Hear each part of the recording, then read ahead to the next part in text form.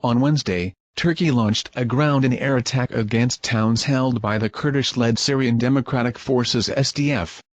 Turkey has officially launched a military offensive in northern Syria after Donald Trump pulled the U.S. troops out of the region where they were expected to be protecting our Kurdish allies who help us in our fight against ISIS. Turkey was well known to be enemies with the Kurds. The Turkish government claims that the Kurds pose a security threat to Turkey. The operation is aimed at pushing Kurdish forces, who were a key ally of the U.S. in the fight against ISIS, away from Turkey's border.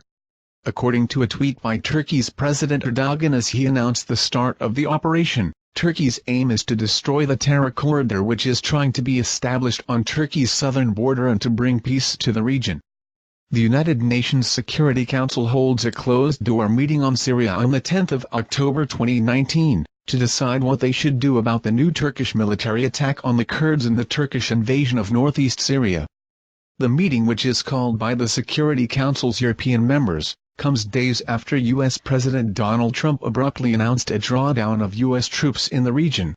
This might put the holding of ISIS prisoners by the Kurds at risk because now the Kurds got no option but to fend for themselves and can worry about the ISIS prisoners while they are being attacked by the Turkish military. The Pentagon is particularly concerned that the SDF will leave its prisons holding Islamic State fighters insufficiently guarded. The U.S. military is acting to remove the most dangerous detainees from those prisons, according to the New York Times. Trump confirmed the move, saying we are taking some of the most dangerous ISIS fighters out. The attack has caused thousands of people to flee. Trump appeared to be unaware of the threat that the Turks are posing to the Kurds, even as members of Congress, including some of his staunchest Republican allies, have criticized the president's decisions. This move by Trump was regarded by many as an abandonment of our allies when they needed us most. Trump easily declared the Kurds to not be such essential allies to the U.S., and told an audience at a White House ceremony that the Kurds didn't help us in the Second World War, nor did they help us in Normandy. Trump defended Wednesday his decision to withdraw troops from northern Syria, but added that the U.S. does not endorse Turkey's operation. The United States does not endorse this attack and has made it clear to Turkey that this operation is a bad idea, the president said in a statement from the White House. From the first day I entered the political arena, I made it clear that I did not want to fight these endless, senseless wars, especially those that don't benefit the United States.